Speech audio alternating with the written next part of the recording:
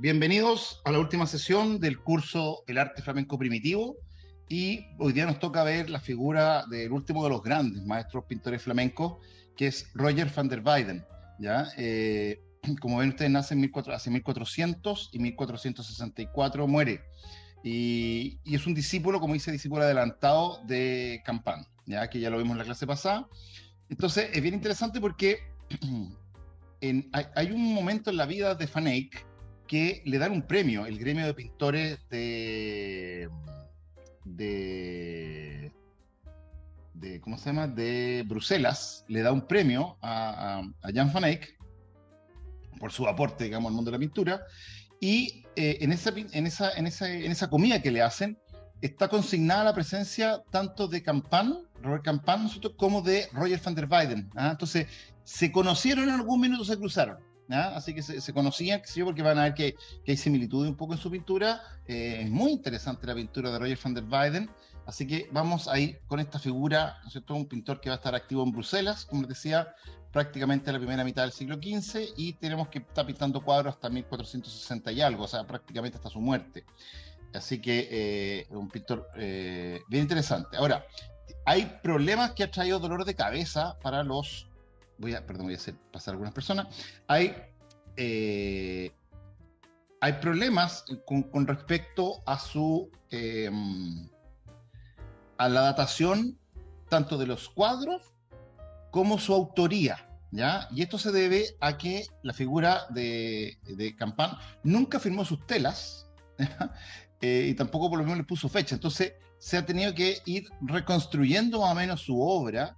Así que a medida que han ido pasando los años, sobre todo durante el siglo XIX y siglo XX, como que empezó a aparecer una colección interesante. Y quizás de todos los críticos de arte que lograron determinar si la obra era de Roger van der Weyden o de otro, fue la figura también de Erwin Panofsky, este gran historiador del arte, judío polaco, ¿no es cierto?, que logró determinar, ¿no es cierto?, básicamente cuáles eran las obras, cuáles no, cuáles pertenecían como a su canon, y más o menos estableció los criterios hoy día que más se han adoptado, podemos decir, por los críticos para conferir sus obras a él. Aquí tenemos ¿cómo se llama? Dibujo de un grabado, ¿no es cierto?, de Roger van der Weyden, que es hecho por Cornelis Cort, porque Cornelis Cort, pensemos que es una especie de Giorgio Vasari de la pintura flamenca, donde él trata de registrar las biografías, ¿no es cierto?, las vidas de algunos pintores, y hace grabados de pintores que son reputados en esa época, en un libro que se llama el Dominicus Lampsonius, y Pictorum aliquot celebrium Germanae inferiores effigies, ¿eh? Que básicamente hace una recopilación un poco de los pintores de la época, y que más o menos por eso se conoce un poco los personajes que eran importantes en la sociedad de ese momento, y uno puede contrastar lo que serían los estudios historiográficos de hoy. Bueno, lo interesante, como les decía, es que hacia 1435, o sea, cuando tenía 35 años, fue nombrado pintor de la ciudad de Bruselas, ¿eh? En el taller que se había formado en el taller de Robert Campán, como dijimos la clase pasada, y que también sabemos que tuvo un montón de prestigio en vida, o sea, igual que Van Eyck, podemos decir, pero no se conocen sus pinturas firmadas, ni existe documentación precisa de los contratos o los recibos de pago, que eran los que se podían registrar, ¿no es cierto?, en las notarías de la época. Por lo tanto, así como que certeza completa de sus obras no hay ninguna, pero se ha podido hacer un estudio bastante interesante, bastante acucioso, a partir, como les decía, del trabajo, sobre todo, que hizo Erwin Panofsky. Básicamente hay tres obras que las vamos a ver hoy día, y que a partir de esas obras que se adjudican, desde siempre se han adjudicado a Roger van der Weyden, básicamente a partir de esas obras, que son el tríptico de Miraflores, que lo vamos a analizar, un descendimiento, y el Calvario, que está en el monasterio del Escorial, prácticamente desde ahí, a partir de eso, se ha reconstruido un poco la obra de él. Qué sé yo, por ejemplo, la proporción de la cabeza de los caballos, la forma de registrar los rostros, las lágrimas, que ha sido un elemento recurrente, que él las desarrolla como nunca y como nadie. Y de alguna manera, a partir de eso, se han podido estableciendo obras que fueron pintadas por él. Incluso se estableció obras, como vamos a ver la última, que es un políptico de los sacramentos, que vamos a ver nosotros que en esa obra por ejemplo, solamente se adjudica que que Roger van der Weyden hizo el Cristo de la Crucifixión, y que el resto de las obras le hizo sus pintores de su taller, ¿ya? Así que en ese sentido como que es bastante riguroso el trabajo que ha hecho la crítica para poder conocer las obras de él. Bueno, dice, capaz de crear apariencia de vida gracias a la extraordinaria minuciosidad con que aborda los detalles menudos, como las lágrimas que escurren por las mejillas, los bordados de un tejido o la sombra de las barbas mal afeitadas, Van der Weyden rompe en su pintura con los límites entre lo real y lo esculpido. Y eso va a ser un elemento normal, ¿no? De que también está este juego de demostrar que la pintura es superior a la escultura, dado que la pintura puede representar como si fuera escultura.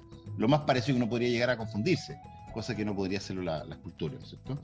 Y en ese sentido, ¿no es cierto?, esta de romper con los límites entre lo que es real y lo que está esculpido, ¿no es cierto?, al situar la figura en espacios con frecuencia inverosímiles o irreales, y que lo hermanarían de alguna manera con la pintura todavía gótica internacional, que a su vez tiene influencias bizantinas, de alguna manera con escalas contrarias a la lógica y sin embargo intensamente emotivas y de gran fuerza estética por la armonía de sus composiciones. Entonces ahí tenemos las características un poco de su pintura a nivel general de la obra de él. Ahí tenemos una obra, ¿no es cierto?, que es una miniatura, que está en un libro, ¿no es cierto?, y que se ve al duque de Borgoña, ¿no es cierto?, Felipe el Bueno, que está de rodilla, está, ¿no es cierto?, Roland, y está la corte del que lo rodea, está entregando un libro, probablemente una Biblia o algún libro así, ¿no es cierto?, un libro de gran tamaño, así que debe ser probablemente una Biblia, yo creo que es eso. Y ahí se ve un poco la pintura. Fíjense la perspectiva también con ese aire flamenco, con la ropa también de los personajes también bastante típico, con los peinados también bastante típicos, que nos recuerdan al canciller Roland, que vimos en las clases anteriores. Bien, aquí tenemos un retrato. Él hace hacia el final de su vida, porque esta obra es de 1460, o sea, estamos hablando de 5 años antes de su muerte. Empieza a hacer retratos. Él en general hizo pintura religiosa, pero en la época final de su vida empezó a derivar a pintar algunos retratos que logró con bastante aceptación, bastante éxito, podemos decir, muy reconocido en cuanto a la pintura un poco de los retratos. Y tenemos en este caso, ¿no es cierto?, el retrato de una dama. Claro, la estrategia un poco de de Roger van der Weyden, ¿no es cierto?, de estas pinturas, es suavizar los rasgos, ¿no?, cuando son mujeres, para que aparezca un rostro más dulce, un cuerpo, como ustedes ven, más esbelto, ¿no?, como en los hombros chiquititos, o sea, delgada, y la posición típica en este caso, que difiere en algunos otros retratos, que aquí no está mirando a los observadores, digamos, del cuadro, sino que está en una mirada que es de recogimiento, una mirada retraída, una mirada interior, de alguna forma, que no está diciendo que ella está en oración y con una actitud de humildad que se nota porque los brazos se apoyan con las manos bien apretadas, ¿no es cierto?, así, se apoyan, ¿no es cierto?, en el borde, podemos decir, del marco del cuadro, que esta cosa ya lo hemos visto de las pinturas de Van Eyck. Por otro lado, la cofia que ella lleva, que es una cofia alta, que todavía se ven los pliegues. Fíjense cuando se guarda cuando se guarda doblada la cofia, ¿no es cierto?, el velo de la cofia, se ve un poco, y se ve las transparencias también, ¿no es cierto?, que nos permite ver los hombros detrás de la cofia, qué sé yo, y también incluso el pelo, que queda ligeramente tapado. En esa época, habitualmente las mujeres se afeitaban un poco la frente hasta dejar un poco la curvatura. O sea, cuando viene la parte recta, cuando empezaba la curvatura del cráneo, se afeitaban esa parte y de ahí se tiraban como moño para atrás, ¿no es cierto?, la pintura, o sea, el pelo, y sobre eso una cofia con velos, qué sé yo, distintos tipos vamos a ver otra que se llama Janin, que es otro tipo de cofia, la cofia baja, que la vamos a ver después. Bueno, pero hay varios estilos. Aquí está un poco este cuadro, que como les decía yo, muy interesante, el rostro muy bonito, y aquí hay un juego, podríamos decir, entre lo real, lo naturalista o lo realista, y por otro lado, podemos decir lo que es más de carácter idealizante, o idealizado. Bueno, en general, como les decía, este tipo de género de pintura que cultivó hacia el final de su vida le reportó bastante reconocimiento en su momento, porque él exploraba lo que se llama la dimensión expresiva. Acuérdense que nosotros hemos hablado algunas veces de que los retratos tienen dos dimensiones, uno que es la dimensión, podríamos decir, representativa, que tiene que ver con la similitud con el mundo físico, o sea, con el parecido a nivel exterior, y por otro lado tiene que ver con el mundo interior, que es el mundo psíquico, y eso se llama la dimensión expresiva. Entonces está la dimensión representativa del mundo físico y la dimensión expresiva del mundo psíquico. Y tratar de captar las sutilezas del personaje, de sus motivaciones, de sus, qué sé yo, preocupaciones, o lo que está haciendo, lo que está pensando incluso, era clave en los retratos por lo menos de Van der Weyden. Así que él trabaja mucho de eso. Dice, en esta obra la humildad y maneras reservadas de la mujer están expresadas por su frágil físico, sus ojos bajos y los dedos fuertemente apretados. Esbelti se muestra de acuerdo con el ideal gótico de facciones alargadas, indicado por sus hombros estrechos, su cabello firmemente prendido, la amplia frente rasurada y el elaborado peinado. Si bien el autor no se adscribe a las convenciones de la idealización de la época, generalmente busca favorecer a sus modelos. O sea, que queden un poquito mejor de lo que son, cosa que eso no transaba, por ejemplo, Van Eyck, pero sí podemos decir que Van der Weyden sí tiende a una idealización. Les muestra vestidos con ropas elegantes y con frecuencia con rasgos faciales suavizados, que en ocasiones se desvían de la representación natural.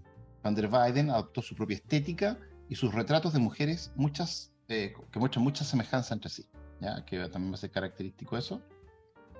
Ahí tenemos un poco una ampliación para ver las manos, ¿no es cierto? Y también el rostro. ¿Bien? En todo caso, un rostro muy femenino, muy dulce, ¿no es cierto?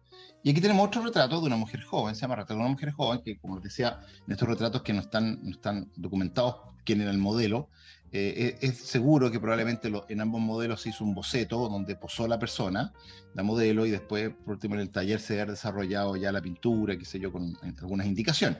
Porque esto no era que pintaban mirando al personaje todo el rato, sino que hacían bocetos e indicaban habitualmente, ¿no es cierto?, más o menos las tonalidades, dónde estaba la sombra, hacían multitud de bocetos como para después reconstruir en el taller un poco la pintura.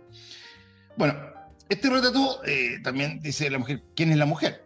Se cree que una mujer, como podríamos decir, una de la burguesía o de la baja burguesía, una mujer de clase media, podríamos decir hoy día, a ojos de hoy, básicamente por algunos rasgos que nos podrían dar, por ejemplo, el vestido sencillo que ella utiliza, los rasgos como de matrona y los pechos prominentes. Eso probablemente puede ser, no sé, de una mujer ahí, quizás, ¿cierto?, de una clase media, podemos decir, ni aristócrata ni pobre, sino de clase media, en términos de hoy día.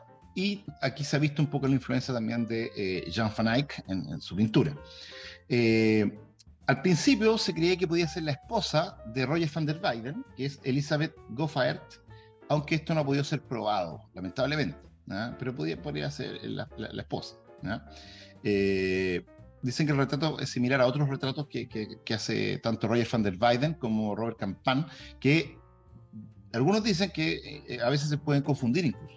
De quién es quién, por la mano, porque es mano como muy parecida, era muy buen alumno, parece, Roger van der Weyden, o discípulo adelantado también, ¿no es cierto?, dentro de los discípulos que tenía este pintor. Bueno, de hecho, dice, la semejanza entre los retratos femeninos de Roger y de su maestro Campin es tan fuerte que a veces se los atribuye erróneamente. Y aunque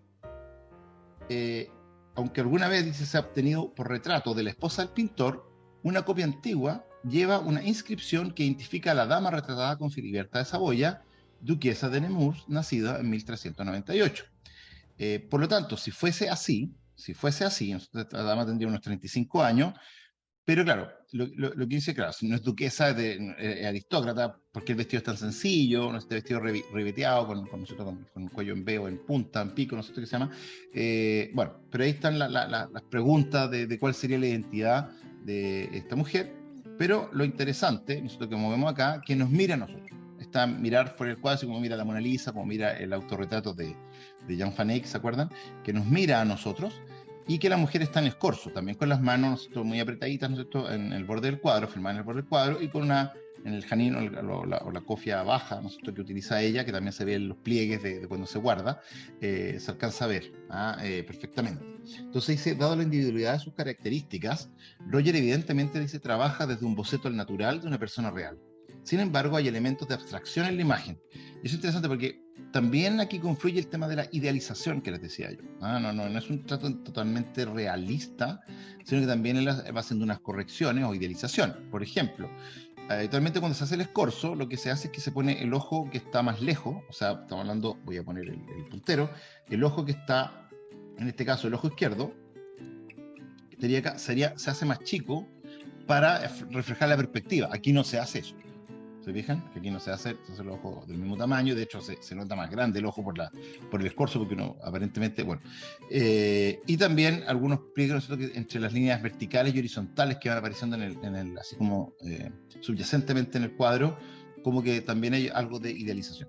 Algunas características que tiene un poco esta pintura, las podemos ver primero, que la retratada porta un genin bajo y blanco, que es como esta cofia pequeña, con un vestido ribeteado de negro en los bordes, ¿no es cierto?, en los puños y en el escote, y el escote en pico como en B, como les decía. En segundo lugar, tenemos, como es habitual en los retratos femeninos, Van der Weyden, sus manos están juntas, con los dedos apretados, mientras su expresión es generalmente humilde. También hay mostrar una especie de humildad también, que es importante, porque la posición de las manos indicaría como eso.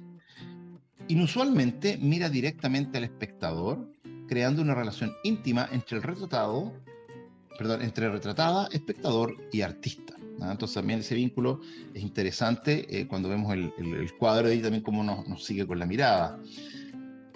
La joven tiene ojos grandes, que son brillantes y azules. Su presentación puede ser considerada ajena a la representación contemporánea, porque el artista no redujo el tamaño del ojo izquierdo para reflejar la escala del giro de la cabeza hacia el espectador. También podemos decir que está iluminada desde una fuente más allá de la obra que nosotros no vemos, pero que sin embargo ilumina plenamente su rostro, como decir, desde la derecha del espectador, que trae una luz descendente, utilizada para contrastar el blanco vívido de su velo y carne contra los tonos oscuros de su vestido y sombra del tocado, y también del fondo del cuadro. Entonces, en ese sentido, como que hay un contraste fuerte, y también una luz que es bastante suavizada para también suavizar los rasgos de ella. Así que no está contrastada como un nombre, probablemente sería la luz y sombra más marcado, pero acá no. Y también tenemos que en la pintura se compone de una mezcla de líneas horizontales y verticales, como decía, tanto dados por el janín o la cofia, y por otro lado los ribetes del vestido, los pliegues del vestido, ¿no es cierto? Como acalanaduras que tiene. Las verticales de su ducado se combinan con las líneas de sus hombros y pecho, y mientras que los pliegues horizontales del velo se apoyan en la línea formada por sus labios superior e inferior. ¿Ven? Como que sigue casi el doblado de la cofia, de alguna manera sirve como una misma línea con los labios, qué sé yo. Ahí tenemos un detalle de su rostro. Se ven ahí los alfileres como clavan, ¿no es cierto?, como van armando la cofia por el genín. Y detalle también de las manos.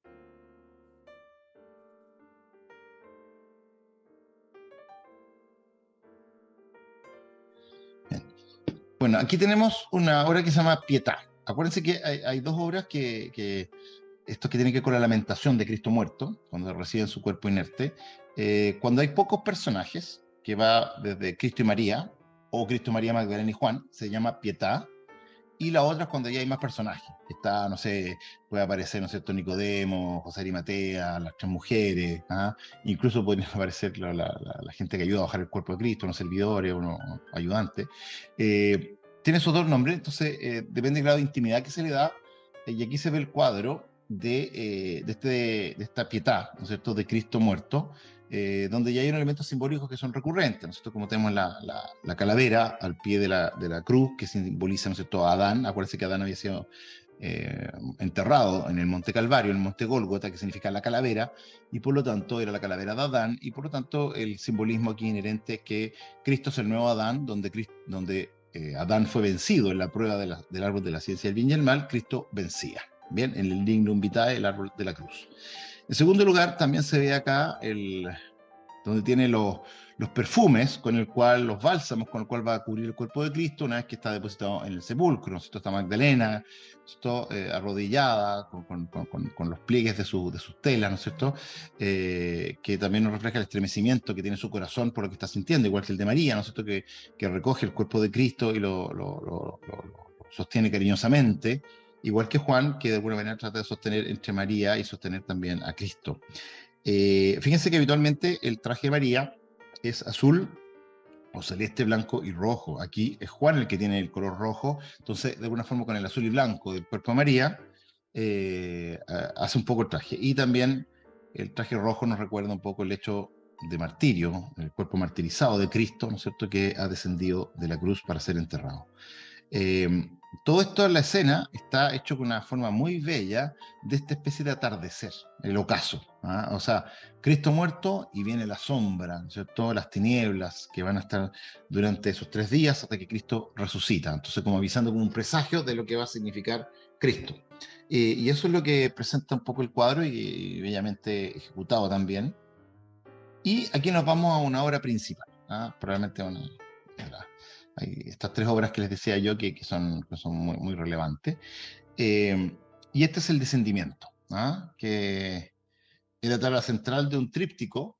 Lamentablemente no se tiene el resto, pero lo que sí aquí está como tabla central, de una forma curiosa, ¿no es cierto?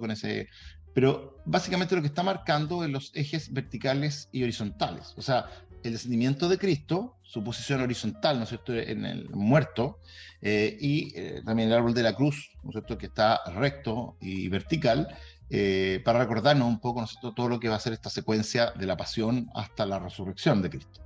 Entonces, aquí se representa un cuadro en un elemento interesante, porque se hace un efecto de perspectiva como colocar esto dentro de una caja. Si ustedes se fijan, la sombra que tiene este elemento acá, ¿no es cierto?, que se alcanza a ver aquí detrás de Magdalena, que es la que está aquí como curvada, este elemento que está acá atrás, nos recuerda por la perspectiva, que estamos dentro de una caja, aparentemente, como si fueran esculturas que están dentro de no sé si de un bastidor o dentro de una caja, podemos decir, colocado. Y eso lo vamos a ver después un poco con los efectos que vamos viendo.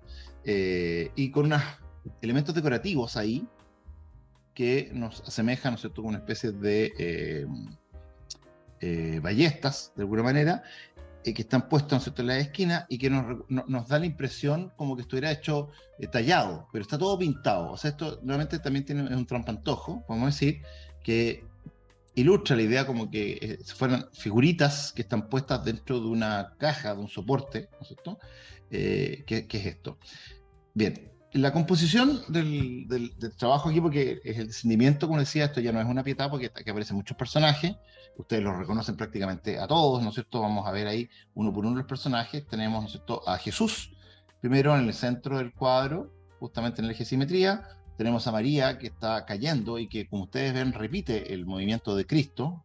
Eso se llama la compasio o Mariae, es decir, la plena identificación de María con Cristo en su dolor. Después está la calavera de Adán, que ya la hemos nombrado, y el sentido que tiene.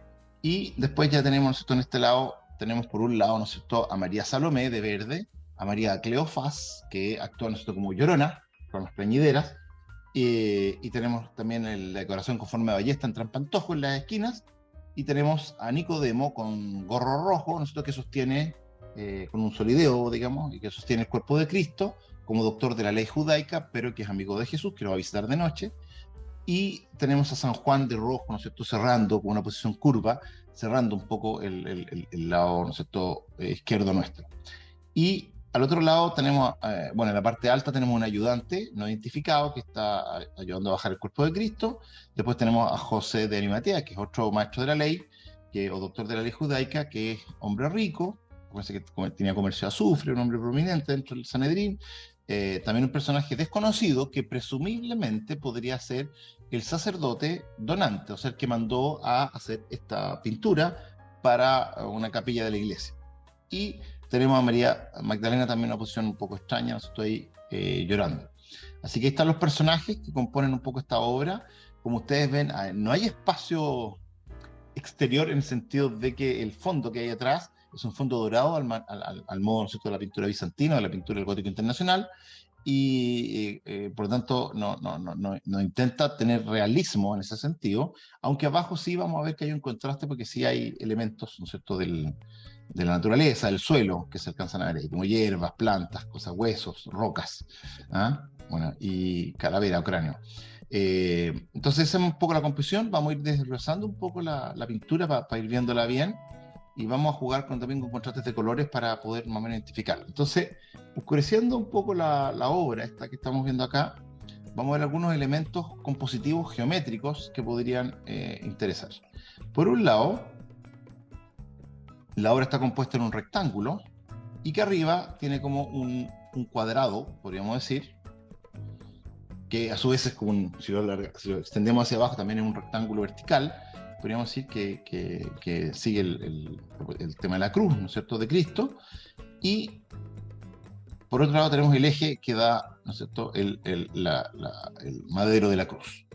Y ahí a partir de eso nosotros puede deducir un poco la geometría que tiene el cuadro, más o menos, ¿no es cierto?, sacando un poco las diagonales que unen los vértices del cuadrado, ¿no es cierto?, que es sobrepuesto arriba, y del otro lado hacemos lo mismo, también tiramos las diagonales a los vértices, ¿no es cierto? Estos son para los trazados reguladores que vamos a ver del cuadro, pero si ustedes se fijan, va quedando, en este caso, María Salomé con María, con Juan, con Cristo a un lado, y al otro lado queda José Arimatea, con Nicodemo y con el ayudante que en el otro. Y también podemos, si nosotros prolongásemos el cuadrado arriba, las verticales, ¿no es cierto?, las prolongásemos hasta abajo, también podríamos sacar, ¿no es cierto?, estas cruces que unirían, ¿no es cierto?, desde ese punto hacia el vértice, a ambos lados un poco particular, un poco el trazado geométrico del cuadro.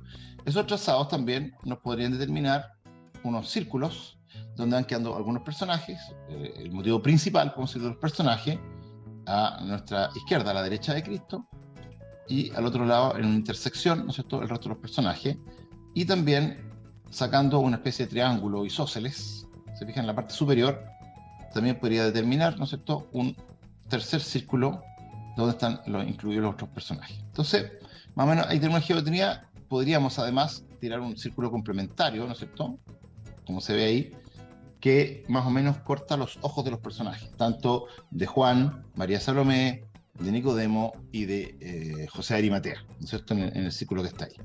Y toma un poco el movimiento general de María abajo. Así que ahí más o menos quería como composición geométrica este cuadro. Entonces, fíjense que ya elaborando los pentagramas o los ¿cómo se llama? Pentágonos, ¿ah?, de los derivados de los círculos, para saber más o menos la geometría que tiene el cuadro. Bueno, por otro lado, fíjense que tenemos que Cristo es bajado de la cruz, que sirve de eje de simetría, todo el momento, porque rompe el cuadro tanto la horizontal como la vertical. Y por otro lado, la Virgen cae desvanecida, reproduciendo la curva del cuerpo de su vida, sin vida de su hijo. O sea, como que tiene el mismo movimiento, se fijan en los brazos, en la caída en general del cuerpo. O sea, Cristo es descendido, María se cae, se desmaya de dolor, ¿cierto? Y que Juan también se apresura a sostener o a contener a María, igual que María Salomé, qué sé yo. Y Magdalena, al otro lado, desesperada, de una forma un poco rara, como decíamos, una postura insólita y poco elegante incluso, expresa su dolor, ¿no es cierto?, con esa posición corporal, con ese gesto, esa curva que hace. Pero esto es para cerrar el cuadro con dos círculos, el de Juan y el de Magdalena, ¿no es cierto?, a ambos lados. Por otro lado tenemos que el llanto de las mujeres pías, que decíamos, estas plañideras, que eran María Salomé y María Cleofás, lloran, ¿no es cierto?, y agregan la nota dolorosa a la escena. Y el anciano sacerdote Nicodemo sostiene el cuerpo de Cristo mientras es bajado de la cruz. El notable José de Arimatea, cuya vestimenta resalta su rango social, acoge a Cristo muerto en el sudario expresamente preparado. Por eso que él fue quien donó la tumba que él tenía a su familia para depositar el cuerpo de Jesús. Él era amigo de la familia de Jesús. Y también aparece la calavera abajo, que hace referencia al Gólgota y a la redención del pecado de Adán gracias al sacrificio de Jesús. Es decir, como decía, Adán había fracasado en la prueba, el árbol es la prueba, en el paraíso, y Jesús restaura esta esta caída de Adán al triunfar, podemos decir, en la cruz, dado que Él va a permitir la resurrección, abrir las puertas, descender al ínfero, ¿no es cierto?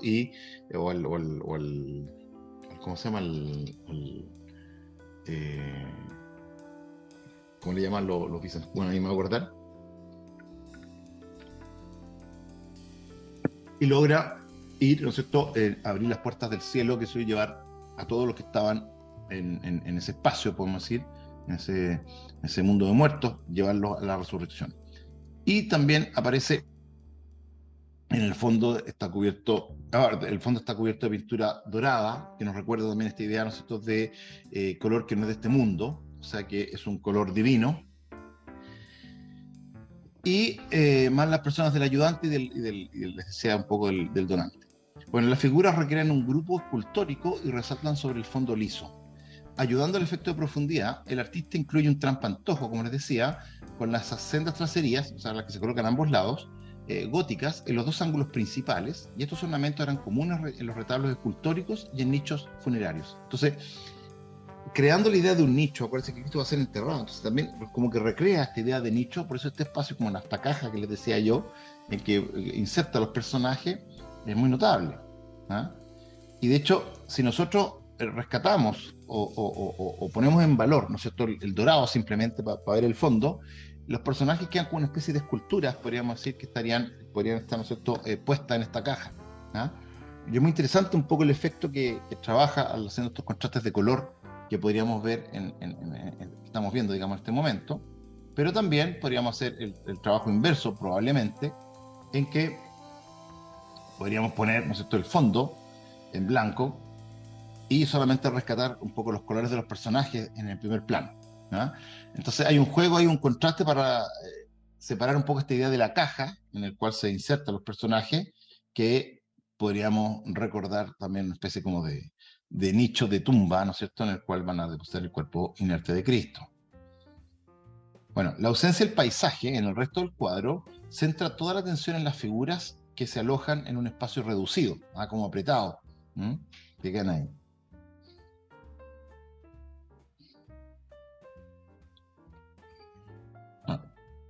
Ahí tenemos un poco estos dos cuerpos, el de Cristo con María, que les decía yo que hace este juego de la compasio Mariae, ¿no es cierto? Esta idea un poco de que María de alguna forma sufre igual. Acuérdense que la profecía de Simeona que había dicho, ¿no es cierto?, que una espada atravesará tu corazón y tu hijo será signo de contradicción. Entonces, esa espada que atraviesa su corazón es justamente en este momento de entregarle el cadáver, el cuerpo muerto, inerte de su hijo, a María, y ella se desmaya. Acuérdense que esto, en la lógica un poco de la pintura flamenca, después del Renacimiento se va a trabajar mucho un poco esta idea del sentimentalismo, totalmente ajeno al mundo gótico, por ejemplo, el románico, donde María estaba firme, el mundo bizantino, que María estaba firme, ¿no es cierto?, al pie de la cruz, porque ella estaba entera y se había preparado conscientemente desde el anuncio del ángel Gabriel, ¿no es cierto?, hasta todo esto que le habían dicho, y se había preparado, y por eso la Biblia sale muchas veces en las apariciones de María,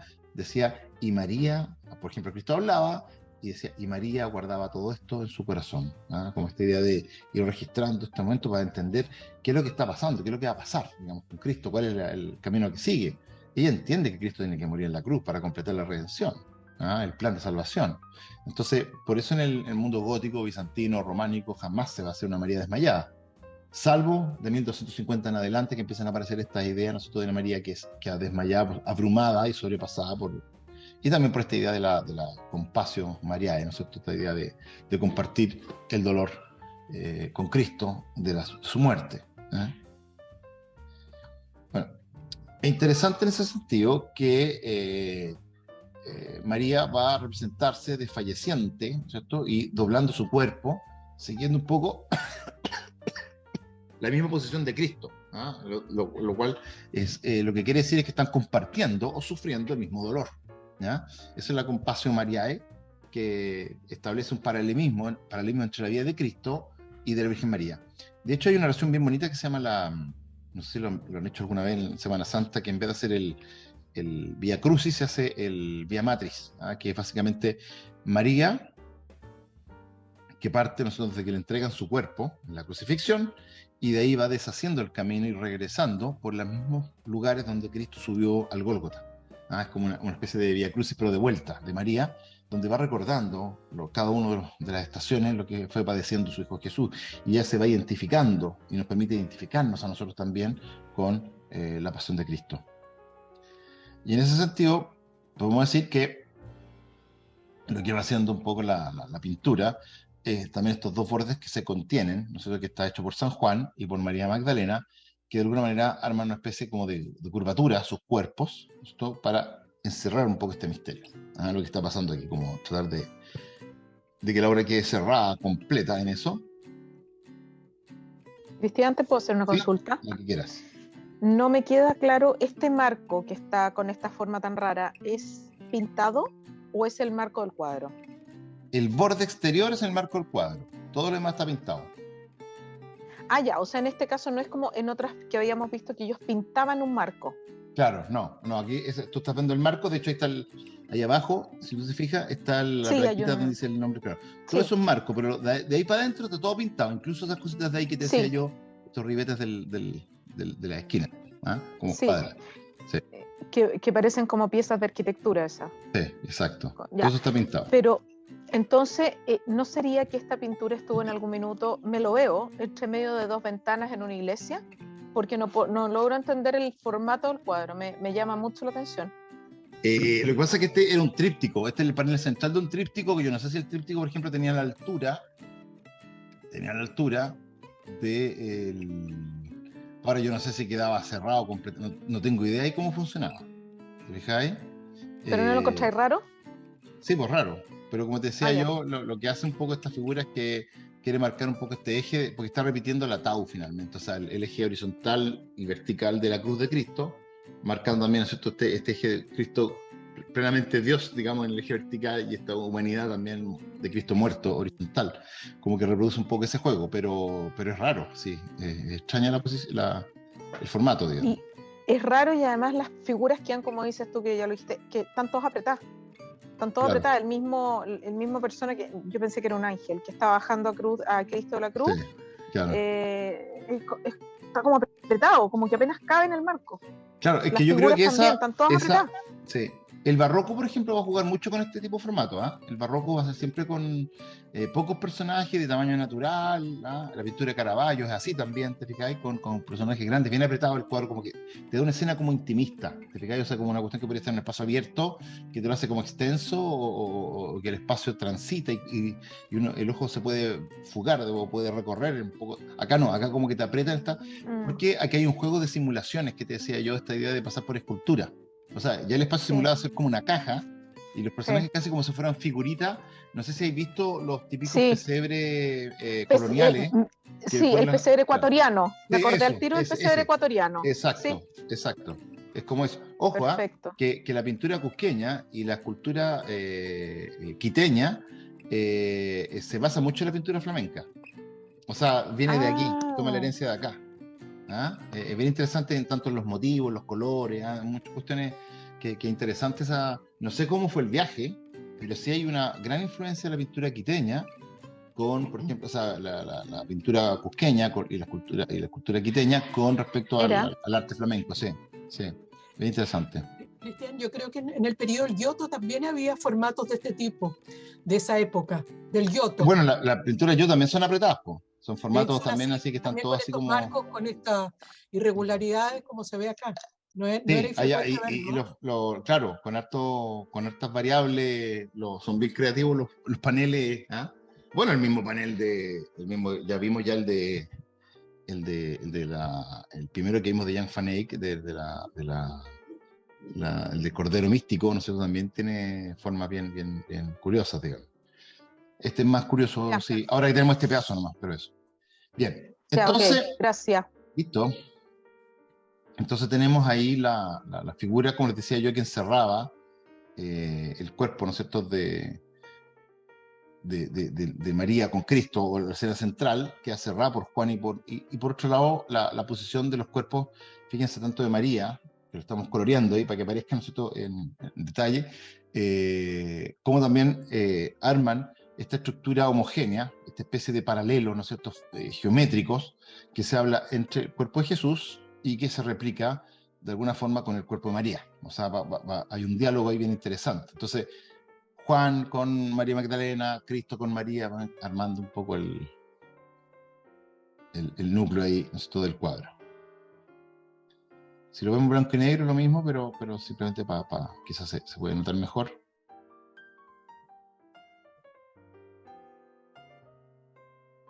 Es tremendo. Bien, y los detalles, como les decía, si bien el suelo, ¿ah?, que está surgiendo vida, también interesante, o sea, la muerte de Adán, la muerte de Cristo finalmente trae vida a esta cosa que empieza como a florecer se fija en el suelo, que empiezan a aparecer elementos, como que se ha fecundado de alguna manera también el suelo, ¿ah?, esta cuestión horizontal que les decía yo, que también es importante. También vemos otros detalles, ¿no es cierto?, como el brocato, ¿no es cierto?, del traje de José de Arimatea, que se ve un poco la riqueza suntuosa, el trabajo, un poco de las materialidades, de las telas, y que es bien, bien interesante. Y esta cosa media rocosa y como medias grietas que aparecen, que empieza a aparecer como la vida, las florecitas que empiezan a aparecer, ¿ah?, entre las grietas y las cositas, como que hay una esperanza, diciendo como que esto no termina acá, ¿ah? Es como un indicio, como si de resurrección. ¿Bien? Y lo otro que llama la atención también, como les decía yo, cuando nos empezamos a acercar ya, tiene que ver con el detalle un poco quizás como nunca y como nadie, como ningún pintor, el tema de las lágrimas, ¿ah?, que empieza a aparecer en la obra de Van Eyck, es una cosa realmente impresionante. Fíjense que María mira los pies heridos de Cristo, del Calvario, ¿se fijan?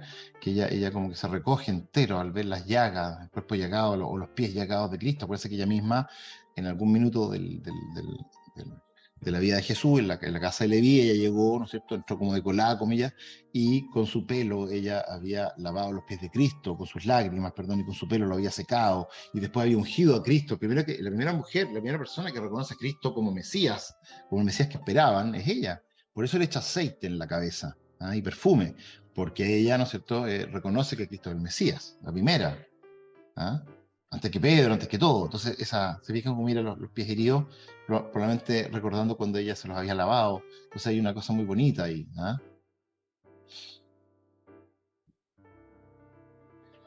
Bueno, y en ese sentido, al mirar los rostros, se fijan de compunción, ¿ah?, o compungido, en este caso de Magdalena, ¿ah?, o acá, ¿no es cierto?, de María de Cleofás. Se fijan con sus lágrimas, por favor, miren el detalle de las lágrimas, ¿ah?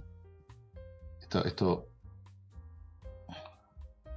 vale la pena, ¿no es cierto?, agrandarla, porque se alcanza a ver un poco, ¿no es cierto?, el trabajo, cómo logra esos brillos, ¿no es cierto?, como que escurren en las mejillas de María Cleofás, este llanto. Cuando cierro los ojos, fíjense cómo queda esta parte de aquí, con el brillo de la lágrima.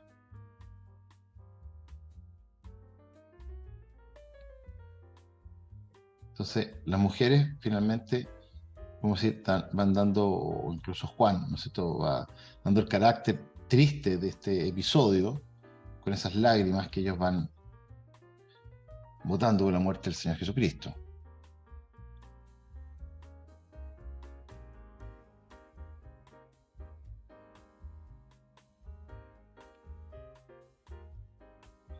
Acá María Salomé también.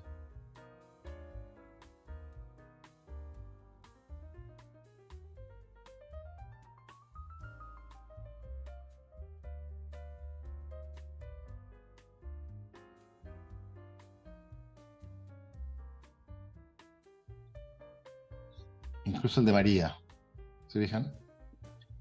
Que también María cae, ¿ah?, sobrepasada por el inmenso dolor que significa, ¿no es cierto?, este dolor inconmovible de ver un hijo muerto.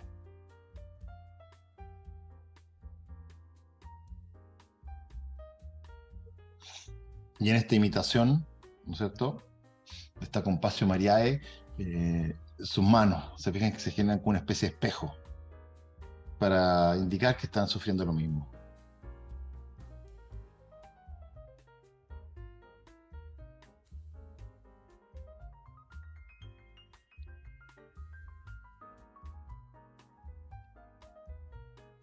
cuerpo de Cristo, la solución de las barbas que les decía antes, ¿no es cierto? Ese sombreado de la barba ya con algunos días de crecimiento.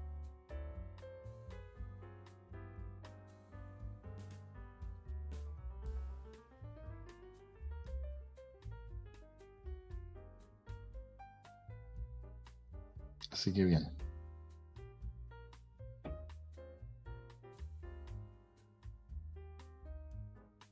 Todo un ambiente, como les decía, bien, donde el patos o lo patético, ¿no es cierto?, es muy potente, el sufrimiento que hay en todos los personajes, que si bien toma con mucha delicadeza el cuerpo de Cristo, el dolor, ¿no es cierto?, invade absolutamente la escena por todos lados, entonces es muy triste todo. ¿Fijan? Está José de Arimatea, deja caer sus lágrimas.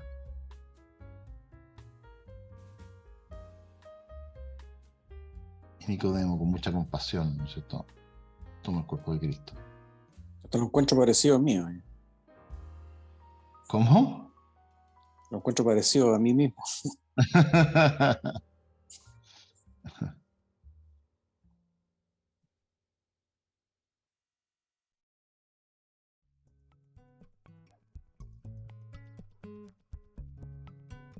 Bien.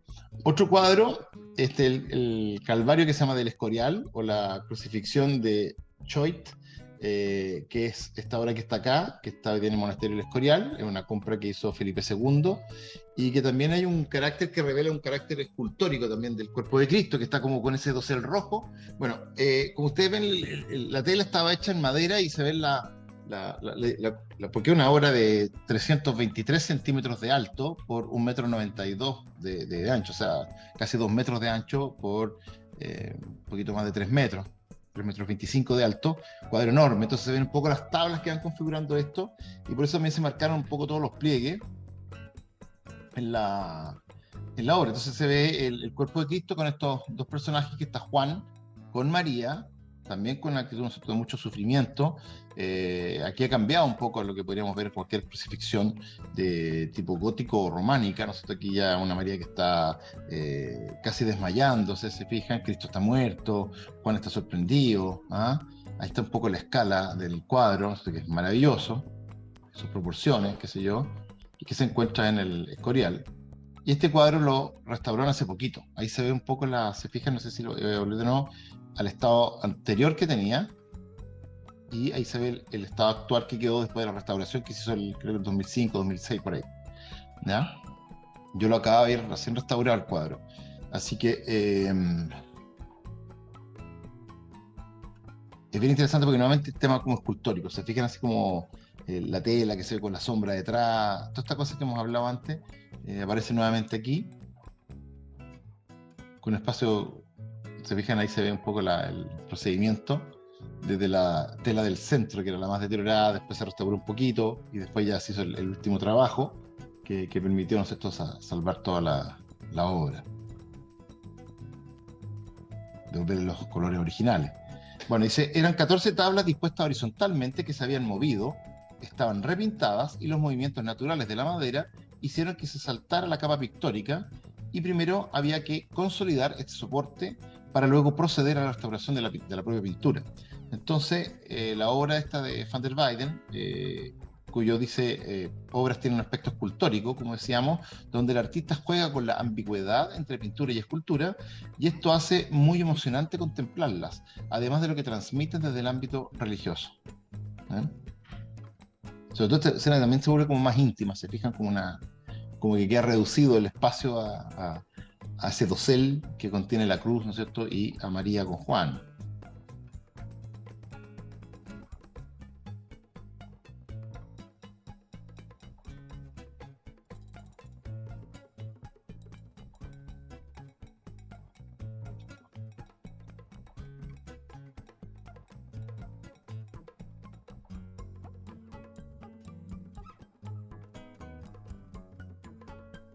Dice, este cuadro es una de las obras maestras de Van der Weyden.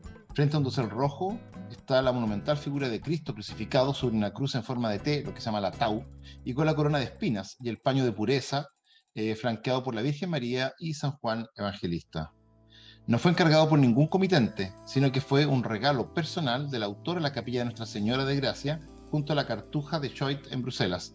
En el siglo XVI fue adquirido por Felipe II, quien destinó la obra a la capilla del Palacio de Valsaín, hasta su traslado definitivo al monasterio del Escorial, donde actualmente se exhibe. O sea, como ustedes han podido ver, la cantidad de obras que tenía Felipe II en el Escorial era impresionante. Todavía existen una maravilla de obras, ¿no sé?, en ese lugar, digamos. Pero la mayoría están hoy día en el Museo del Prado. Entre 2011 y 2015 se sometió a una meticulosa y extraordinaria restauración, tanto de la capa pictórica, perdón, fue el 2015, porque yo el 2016, en enero, viajé a defender la tesis y pasé por el monasterio del Escorial y lo vi, recién restaurado, impresionante. ¿Ah? Bueno, esa extraordinaria restauración tanto de la capa pictórica como del soporte de madera de roble del Báltico en los talleres del Museo del Prado a cargo de José de la Fuente y Loreto Arranz. Así que un aplauso para ellos, grandes restauradores, es una maravilla, ¿no es cierto?, al devolverle toda la gracia prístina que tenía este cuadro, ¿ah?, fabuloso, como ustedes ven, y que hoy día podemos tener la ocasión de poder admirar. Bien, aquí tenemos de Roger van der Weyden el que se llama el Tríptico de Miraflores, que es la otra obra. Ya hemos visto un poco las tres obras, nosotros, famosas, las tres que acabamos de ver. Este es el Tríptico Miraflores, que es bien interesante en su propuesta programática. Si ustedes ven, está María tres veces, hay tres episodios de María, donde está primero María con José y el niño Jesús, que más que un nacimiento parece entender, según Panofsky, nosotros dice que fue es una sagrada familia simplemente, y en ese sentido es bien interesante. La segunda es cuando le entregan la deposición, ¿no es cierto?, del cuerpo de Cristo. Y la tercera, un episodio que no está en la Biblia, pero que está en los evangelios apócrifos, que es la aparición de Jesús a María. Después lo vamos a explicar, pero si ustedes se fijan, aparece con tres colores distintos. María primero en la Sagrada Familia con una capa blanca, después en el segundo, por el hecho de sangre, que significa, ¿no es cierto?, la muerte de Cristo, aparece con una túnica roja, y después la resurrección con una túnica azul que alude a la idea de que Cristo va a resucitar, o que resucitó. Entonces, interesante un poco el tema simbólico. Vamos a ver después que también los fondos y todo ese tipo de cosas que hay en las obras, y también los simbolismos que hay en las archivoltas, que son estos arcos que tienen unas esculturitas ahí fingidas como de yeso o de piedra. Y dice, los diferentes colores de las ropas de María en cada panel aportan diferentes significados simbólicos. El blanco, el rojo y el azul describen sus tres virtudes tradicionales respectivamente. El blanco correspondería a la pureza, el rojo a la compasión y el azul a la perseverancia. Y María se muestra de blanco en el panel familiar para subrayar su virginidad perpetua, en un color predominante en el tríptico, por el luto de su hijo, en el rojo, perdón, por el luto de su hijo, y el azul cuando Jesús se le reaparece, resucitado. Bueno. A diferencia de los trípticos que hemos visto anteriormente, este tríptico no está articulado. Se fijan que tenía bisagra los anteriores que se podían cerrar. Este no, este es fijo. Si ustedes se ven ahí, la composición está hecho para ser fijo, no para cerrarse ni nada. Y por otro lado también tiene una cosa bien interesante que se alcanza sobre todo a ver en los dos paneles de los bordes, que junto con la inclinación que tiene el marco, después sigue una especie esto hace una especie de huella contra huella, huella y contra huella. Entonces como que parece como un escalonamiento, como si nosotros pudiésemos ir a ver o a saludar, ¿no es cierto?, a María o a Cristo, ¿no es cierto?, en esta obra. Dice, cada panel está enmarcado por un arco o entrada y parece estar ubicado en un portal de iglesia, en un espacio interior, que da el aspecto de estar sobre un escenario, ¿no?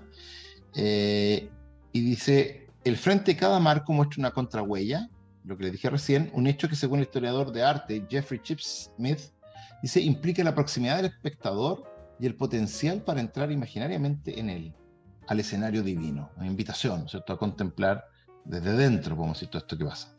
Y en contraste con la mayoría de los trípticos de la época, los paneles eran originalmente fijos en vez de estar articulados o con bisagras, ¿eh?, que es la otra característica que les decía yo, que aparece en el tríptico. Entonces, vamos a ver en orden, de izquierda a derecha, el primero, que se llama el Tríptico de Miraflores, la Natividad, pero que, como les decía yo, Erwin Panofsky dice que no es la Natividad esto, sino que simplemente es la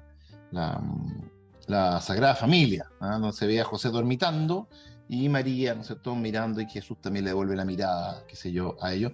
Y las archivoltas, como se ven ustedes, que tienen algunos episodios que vamos a ver que son referentes a la escena principal, y también algunos personajes como Pedro, Pablo y los evangelistas que aparecen también en estas columnitas a los bordes. Después vamos a ir viendo quién es quién.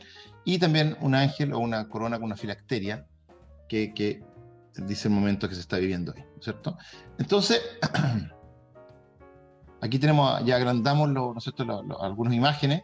Entonces ustedes pueden reconocer, ¿ah? Aquí claramente, primero tenemos por el atributo, no sé si alguien se anima a reconocer las 4 escenas. Este es más o menos fácil. ¿Quién se atreve? De examen de curso. ¿Qué son los 4 elementos que tenemos? Ya, pues los 2 del medio es ¿Ya? uno es la anunciación y el otro es la visitación. Sí. Ya. Pero San Pedro porque tiene Pedro. las llaves. Las llaves. ¿Y el otro? San Juan Evangelista. Eh, Está el Cordero, perdón. Ah. El toro. El toro, no. Ah, Ay, no ese sé. era San Marco. No, Ya, po. po. San Lucas, entonces. Lucas, No me Marco quedo- el León, sacrificio. pues. Acuérdense que él es médico, Marco el así que León, el ¿no? sacrificio, ¿ah? Así que San Lucas aparece ahí. nosotros que ¿Y el toro Marco? ¿Cuál era Marco? El león. Marco el león, la resurrección. El Ah, León. ahí está, el león. Claro. Entonces, ahí se puede entender, ¿no es cierto? Está San Pedro, la anunciación, la visitación, ya, San Lucas. Así que un 5-8. Bien. Y Ya. ya acá, Ah, en orden. chuta.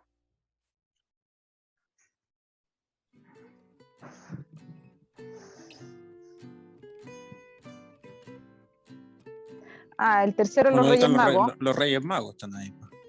Ya. El tercero.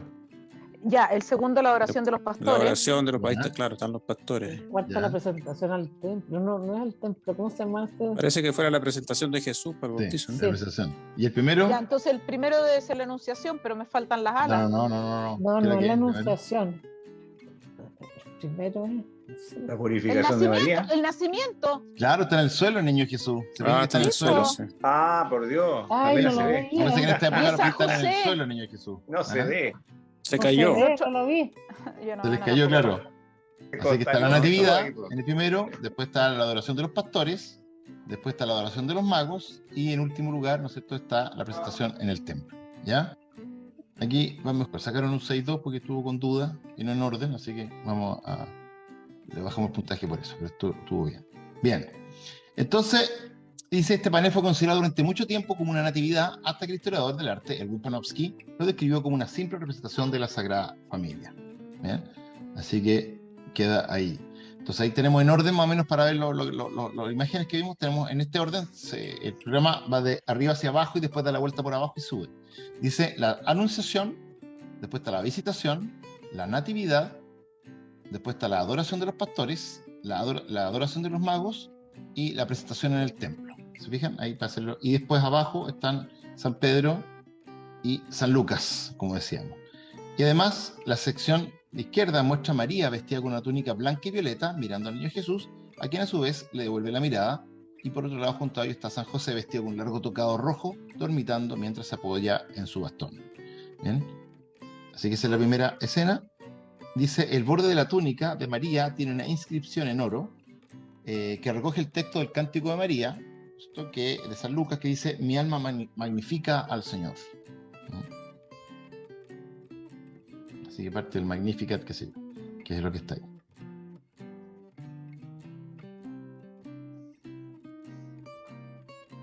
Bien. La segunda escena, que es la de la Pietà, como les decía yo.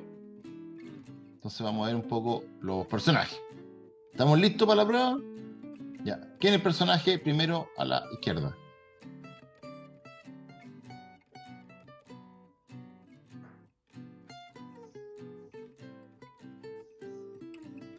¿Qué pasó? Evangelio de San Juan. Hay que ver. El No, primero es San pájaro. Juan. San Juan Evangelista porque tiene el Ah, águila, claro. ¿no es cierto? Y además que El águila. es hombre joven sin barba, que es la característica de Juan. Y el personaje que está al extremo de la derecha. ¿Dónde está el águila? Y bueno, San Mateo.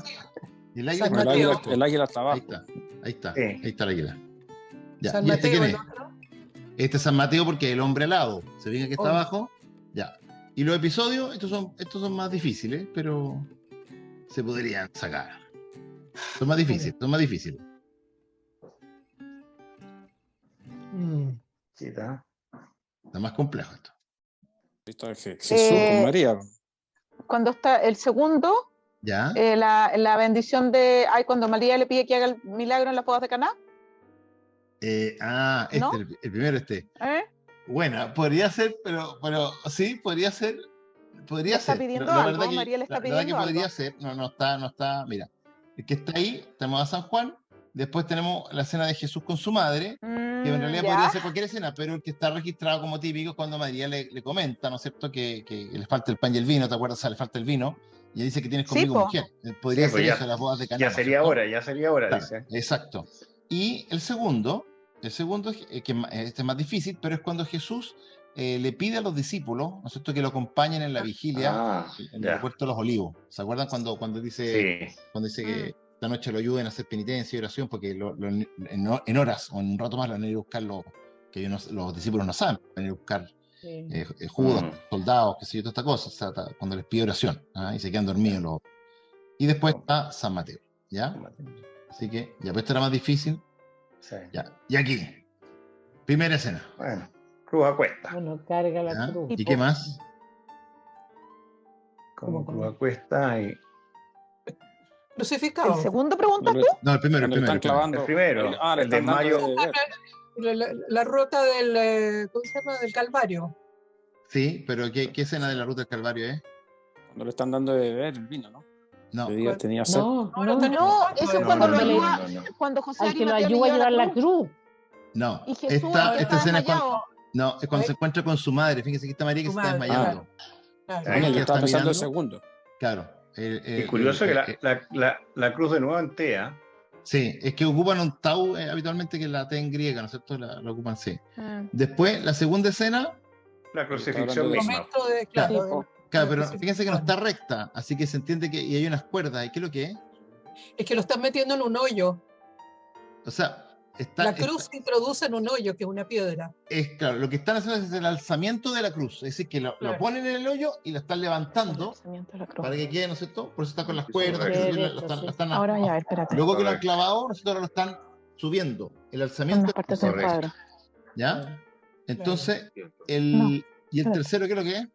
La Cuando lanza. cierran la la lanza. Lanza, La lanza en el clarísimo. costado. La lanza, La lanza. de La lanza, Longino, ¿no es sí. cierto? Y María totalmente, ¿no es cierto? Como fue ahí ya desmayada, la muerte de Cristo. Derrumba. Y Y el el otro, descendimiento. descendimiento, ¿no es El cierto? otro lo llevan al Santo Que es la Sepulcro. deposición en el sepulcro, exacto. ¿Ya? Así que, bien. Perfecto. Ya, Perfecto. estamos más despiertos. ¿Ah? Están más despiertos. Están, ya 6-2, 6-2. 6-2 de nuevo. Pero ponnos una estrellita por lo menos. Pues, Bueno, una mano. fue una ayuda. Vamos a ver el último y cómo andamos por el último. Cada vez se pone más difícil, ¿ah? Ya, entonces tenemos Jesús con su madre. Jesús le pide a sus discípulos que lo acompañen en la vigilia. Cristo se encuentra con su madre en el Calvario. El alzamiento de la cruz. La muerte de Cristo. Y la deposición en el sepulcro.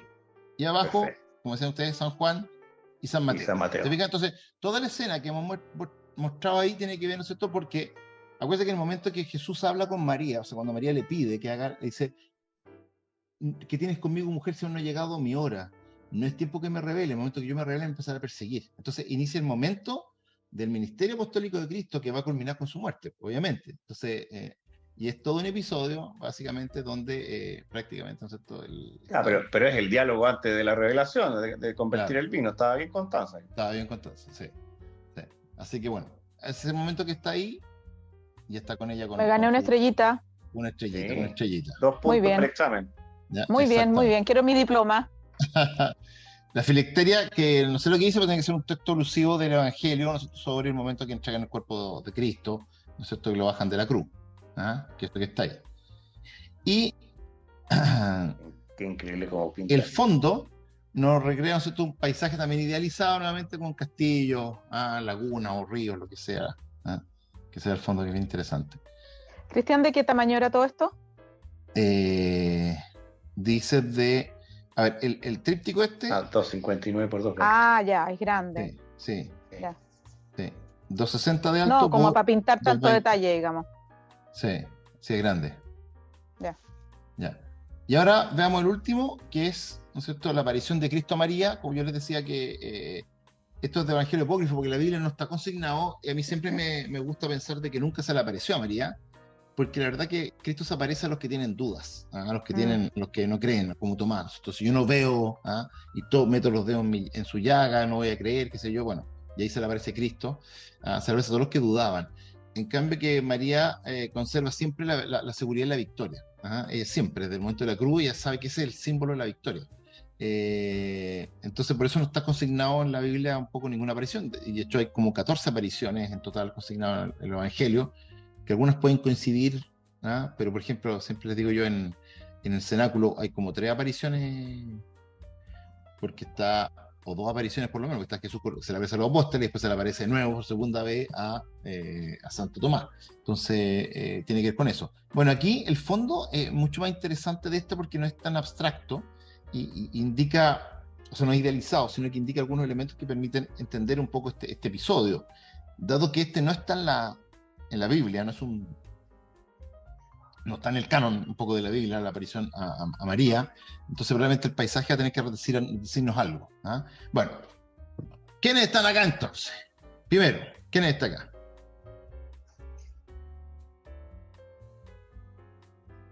Dice que hay un cordero, un carnero en el primero. No. San Lucas y San Marcos. No, ¿quién es este? Mateo. Miren el pecho ahí, ¿qué es lo que es? El Un pecho. león. ¿Qué es lo que es? Me parece un evangelista porque tiene No, del pie, de lo que está ahí, el atributo. Es un Ah. evangelista, está escribiendo, ¿no es cierto? Un Sí, pero evangelista. es una oveja, pues es un cordero. No, es un león. Es un Ah, león. un león, ya. Le falta un Entonces, poco más de San melena. Marco. Es que está San con la Marco. melena Bien, afeitada. pobre Entonces el león. ese sí que es San Marco, po. San No, Marco. el león está... Claro, porque la escena de la rotación y San Pero hace Marco. rato te lo dije, pues. Era para San Marco. ¿Qué cosa? Está súper asustado ese león. Pero Sí, león también parece Tiene pinta cordero. cordero. Parece Por eso, cordero. Parece cordero. Estoy de acuerdo. Ya. Sí, Pero es- Simba la leona blanca. Claro que sería raro un cordero como con dedos, porque no tiene pezuñas, se tiene como dedos, ¿no es cierto? Pero bueno. Sí. Lo interesante es que este es San Marco, que enfatiza la resurrección de Cristo. Entonces, por eso ponen a San Marco acá, a un lado, ¿sí? Y después, ¿qué episodio? Ya, estos episodios son más difíciles, pero ¿qué episodio hay ahí? En el segundo, para mí, podría ser Pentecostés, porque están todos mirando hacia arriba, así como la aparición del Espíritu ¿Está Santo. hablando ¿no? del segundo de los chicos o el tercero? El segundo de los El chicos, sí, tercero. ese. El tercero. Ese. Ya. Ese. Este es Pentecostés, pues está María con los apóstoles reunidos en el cenáculo, ¿no es cierto? ¿Cierto? Están los 12 apóstoles con Ya. María, sí. Sí. Ya. Me gané Este mi es más punto. difícil. ¿Es María con María Magdalena o algo así? Sí. ¿Sí? Es Ya. supuestamente es ¿Eh? cuando las 3 Marías le van a Sí. contar a María que Jesús no está en el sepulcro, que ha resucitado. Que resucitó. Te fijas que es más Claro. difícil llegar ahí, porque eso Claro. tampoco está Con la no existen ascensión. los evangelios canónicos, pero sí en el apócrifo. Por eso le decía que yo la pintura de atrás nos podría resolver este misterio. Después se los voy a mostrar, porque yo le hice trampa, te mostraba antes el fondo y después esto.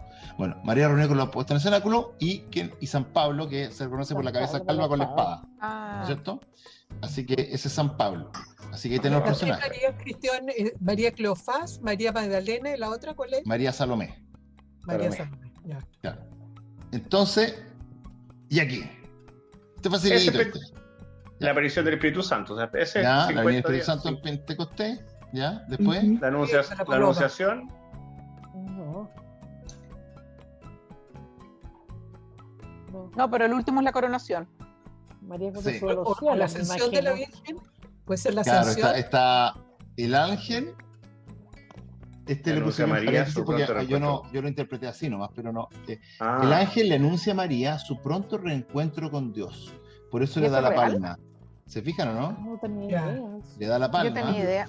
No Claro. sabía que le había venido un ángel a anunciar a María que se No, iba... pues, no es que no está en el Evangelio canónico ese episodio, por eso sé que esto es de los apócrifos. Tampoco, sí. ya, Y- el capricho del autor. Y María le anuncia su Ah. partida a los apóstoles. Esto se saca todo en el Evangelio apócrifo. Y María le anuncia su partida a los apóstoles. ¿Se fijan? Ahí les Ya. cuento. Y después está la asunción de María. ¿Se fijan? Perfecto. Oye, Porque ¿esos evangelios la- apócrifos están disponibles para el público en general? Sí, está Sí. disponible. Está disponible Todas partes. el de Pentecostés. El de Pentecostés es bíblico porque este es el último episodio que aparece en la Biblia, la Virgen en la Biblia, en los Hechos de los Apóstoles, Sí. cuando reúnen los 50, apóstoles. 50 días después. Exacto, Sí. es la última vez, ya Pero- no aparece más. Así Pero que los todos dos del estos medio, tres últimos, capricho de la autora, ¿no? estos tres claro, son de los apócrifos del Evangelio de María, ¿ya? Son sacados de ahí. Entonces, Mira, ahí tenemos un poco los episodios, nosotros que vimos recién. La mujer le cuenta a María que Cristo ha resucitado, después María reunida con los apóstoles en el cenáculo, después Pentecostés, después está el ángel que le anuncia a María tu pronto reencuentro con Dios, María le anuncia su partida a los apóstoles y la asunción de María. Bien, que ya aprovechado con San Marco y con San Pablo, ¿cierto? El apóstol de los gentiles, y que el símbolo aquí tiene que ver con la resurrección, tanto de Cristo como de María. Se fijan que hay una imitación o la compasio Mariae, ¿no es cierto? O la imitación de Christi, imitatio Christi, que parece un poco que va siguiendo un paralelo. Como es. El fondo, que aquí se alcanza a ver algo, dice, A en el Jesús caso- nuevamente saliendo ¿Ah? de la tumba, ¿no? Sale A Jesús de la saliendo tumba. del es sepulcro. Jesús de la tumba que se le aparece a María. ¿Sí? Perfecto. En oye, el pero caso la de pobre la Virgen Virgen- está con una cara de susto. dice, o de sorpresa más Está bien. aterrada. En el Está caso de la aterrada, aparición pobre de mujer. Cristo resucitado a su madre, el pintor refuerza el carácter narrativo de la escena mediante el paisaje, esto es lo que les quería decir, recogiendo en la lejanía dos tiempos anteriores, la resurrección y la llegada de las mujeres, de las santas mujeres, al sepulcro vacío. Entonces voy a agrandar la imagen para que la veamos, porque probablemente ahí se alcanza a ver. ¿Se fijan Ahí que está el en el panel ángel. Ahí está, se ven las está. tres mujeres que se acercan al sepulcro? Perfecto. Y aquí Cristo que está resucitando. Entonces, cuando ellas llegan, ya no está Cristo, está vacío esto. ¿Se fijan? Y los guardias dormidos y los ángeles que le anuncian que a quien buscan, si busqué entre los muertos que aquel que está vivo. ¿Ah? Extraordinario. Sí. Todo un elemento bien interesante ahí. ¿Ah? Así que ahí se entiende bien la obra. Perdón, me estaba yendo por otro lado. Bueno, y este otro episodio, que es el retablo de San Juan Bautista, que también se alcanza a ver claramente en su nacimiento de Juan Bautista en la primera escena. Después en la segunda se ve Juan Bautista bautizando a Cristo, y en la tercera escena cuando se ve a Juan Bautista que le cortan la cabeza y su martillo. Ya Salomé, la Salomé. Con Salomé. Exacto, y al fondo el banquete de Herodes, qué sé yo. En Portales Góticos también contó unas archivoltas con la descripción un poco de los episodios.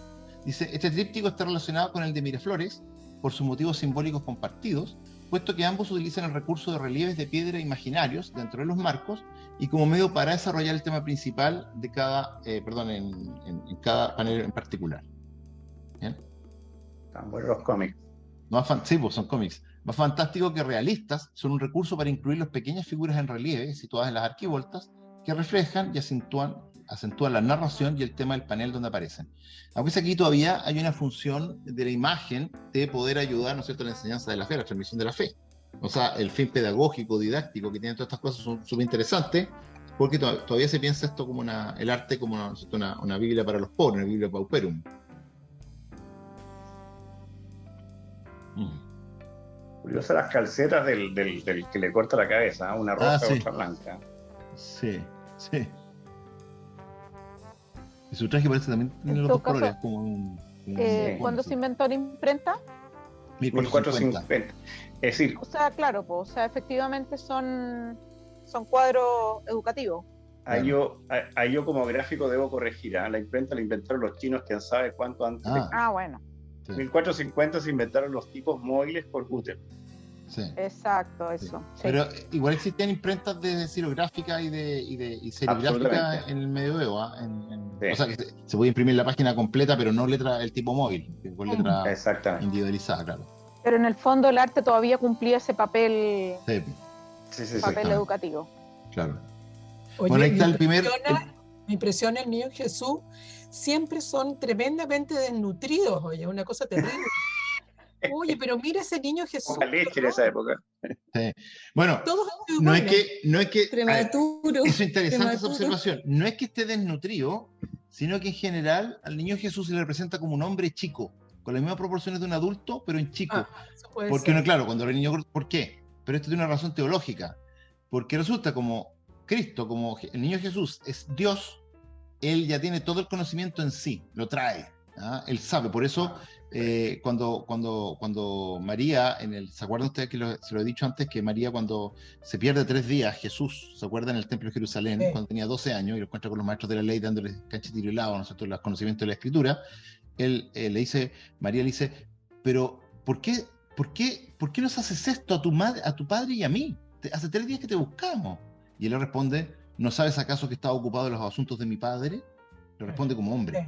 ¿Ah? Entonces por eso lo hacen como un hombre chico que ya está dotado de sabiduría. No es que una, podemos decir, una especie de página en blanco que hay que ir llenando con conocimiento, sino que él ya viene con el, viene cargado con el Entonces, software. es como una guagua vieja. Claro, es como Sí. es como un niño hombre, eso es. Por eso las proporciones se hacen así. Bueno, dice, el nacimiento de Juan, las arquivoltas de esta tabla muestran al ángel que aparece ante el padre de Juan, Zacarías, en el templo. Según Lucas, en el capítulo 1, dice, un ángel del Señor se le apareció y anunció a Zacarías que su mujer daría a luz un hijo, al que llamaría Juan, y que este sería el precursor del Señor. Citando su edad avanzada, Zacarías pidió con incredulidad una señal para confirmar la verdad de esta profecía. En respuesta, el ángel se identificó como Gabriel, enviado por Dios, y declaró que debido a su duda, quedaría mudo e incapaz de hablar hasta el día en que se realizarían estas cosas. Este castigo de la mudez se muestra en los relieves de su arquivolta, que no lo vamos a tratar por tema de espacio y tiempo. Zacarías aparece en la tabla sentado en el primer plano con pluma, tintero y pergamino. A su derecha María le presenta al bebé. Al incluir a la Virgen, Roger se aleja del relato evangélico, refiriéndose en cambio a la versión apócrifa que dijimos delante, popularizada por la leyenda dorada de Jacobo de Orágine y las meditaciones de la vida de Jesús o de Cristo, que ponen a María presentando al niño Juan. Ahora, se deduce por qué, porque cuando le dicen que María está que su prima Isabel está en 6º mes de embarazo, y María parte al tiro a acompañarla a Isabel, ¿se acuerdan cuando se encuentran las dos? Y es de entender que la parte más importante que necesitaba compañía era justamente el momento del nacimiento, el parto, asistirle en el parto. Entonces por eso se entiende que María estaba presente, aunque la escritura no lo diga. ¿Bien? Erwin Panofsky nuevamente sugiere que Roger podría haber sido influido por el relieve de Andrea Pisano, fíjense, nombramiento del Bautista en el Baptisterio de Florencia, porque existe lo que se llama, ¿no es cierto?, el nombramiento del Bautista, lo cual muestra una escena similar de María presentando al recién nacido el recién nacido a Zacarías sentado con pluma y pergamino. Bien, y esa imagen es la que tenemos a mano derecha acá. ¿Se fijan? Que está ahí sentado con pluma y pergamino, está invertido, digamos, pero María le presenta al joven Juan, al bebé Juan, podemos decir. Y también está en el libro de las obras del Duque de Berry, ¿no es cierto?, de John de Berry, en el folio 207, también está el nacimiento, también sale la misma imagen, ¿se fijan o no? Que está María, Isabel acostada, María con el niño, y Zacarías también con la pluma y el lápiz, ¿no es cierto?, escribiendo. Podemos decir que como fuentes, podemos decir, de unas obras. Ahí se ve el momento que le entrega a Zacarías, ¿se fijan? Y una nodriza que está ahí, la que ayudó en el parto, ¿cómo se llama las que ayudan, las matronas, digamos, que tienen ahí a la prima Isabel que no quiere más guerra, parece, acostada en la cama, y se ve cómo le presentan. Se fijan que tiene hasta pectoral el niño Jesús, pues, ¿se entiende? No, pero es Juan. Perdón, el niño Jesús, es Juan, sí, Juan. Bueno, y ahí están algunos de las imágenes que se alcanzan a ver. Entonces está, primero el ángel Gabriel anuncia a Zacarías que tendrá un hijo que se llamará Juan. Después está, debido a la incredulidad de Zacarías, se queda mudo.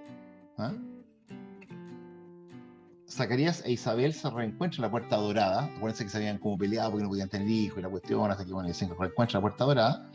Y la natividad.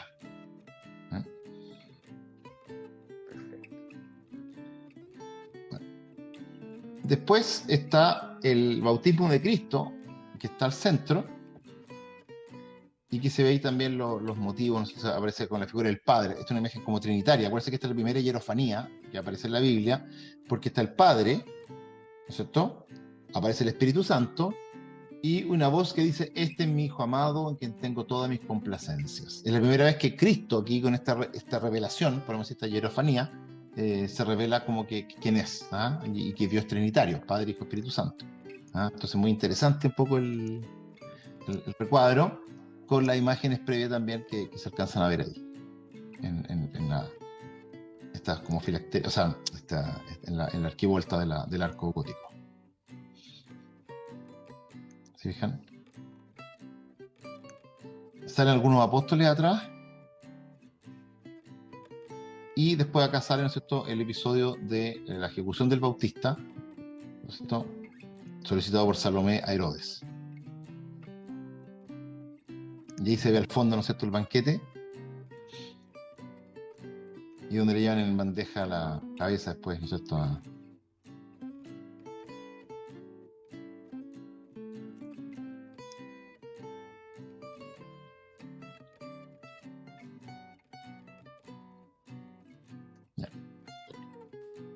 Este otro tríptico, nosotros donde aparece también la Verónica, en el costado izquierdo, nosotros mostrando el rostro de Jesús, está Magdalena en el lado derecho de Cristo, digamos, o sea, el lado izquierdo nuestro, y también ahí aparecen los donantes, junto con María y con Juan, ¿no es cierto? Y también los serafines, creo que son los azules, los que aparecen con Cristo en la crucifixión. Este articulado, como decía, tenía bisagra, y queda completamente cerrado.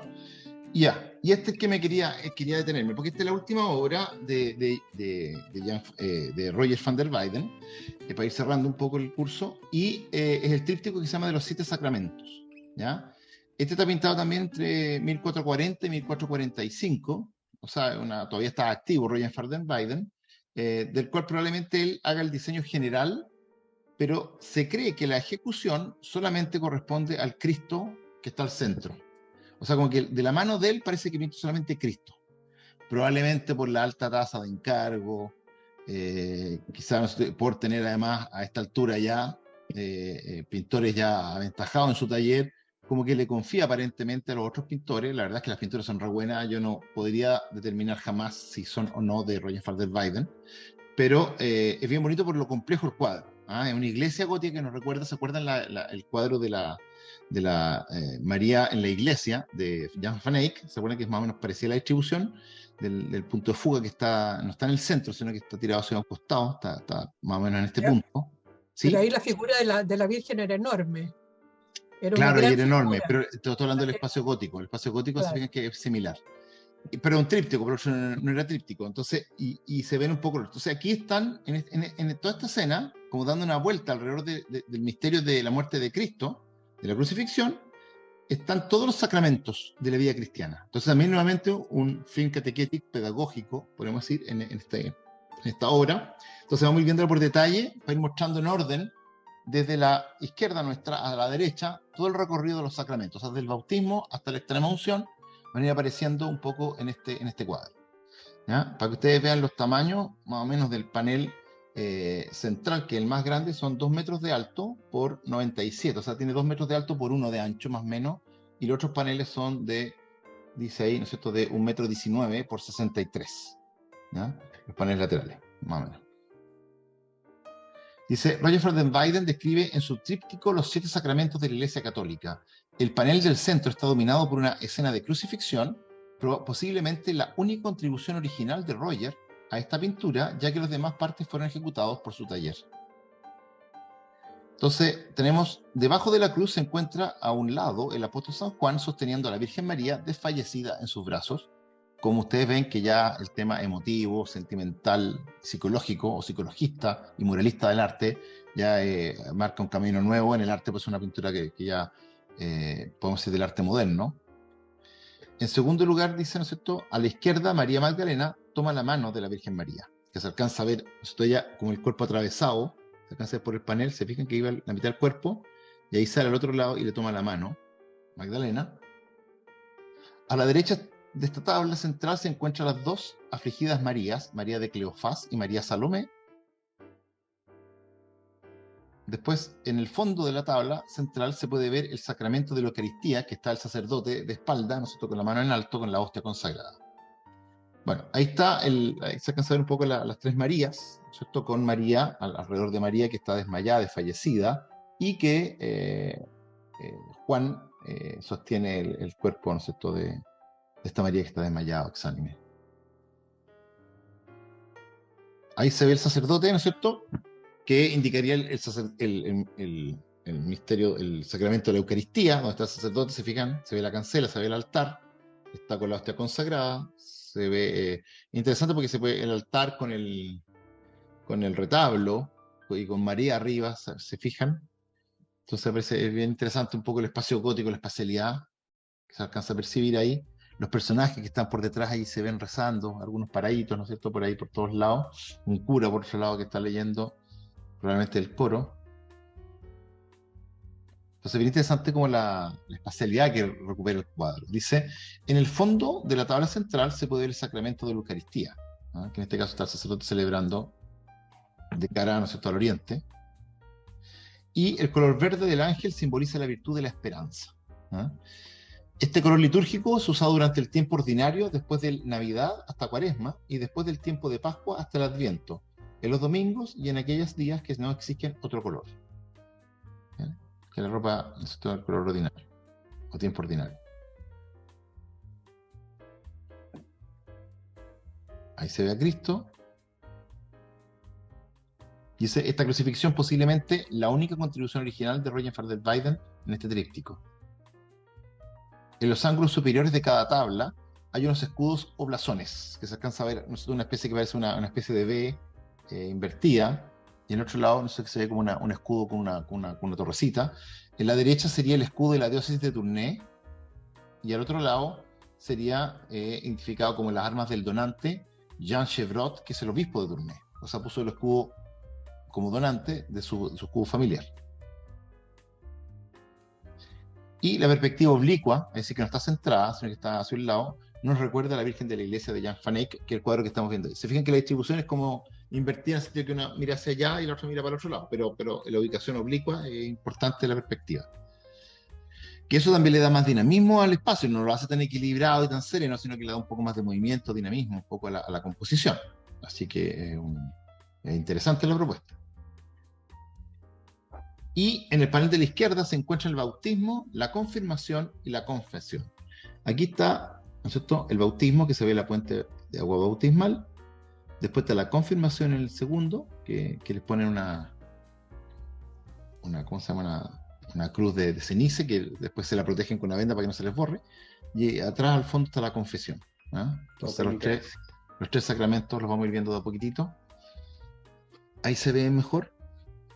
¿Fijan? ¿Se ven que han vendado los niñitos que le han hecho la confirmación para que no se les borre la cruz de ceniza?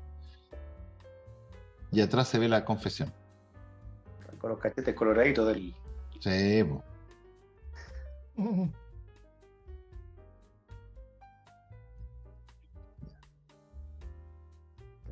Ahí se alcanza a ver.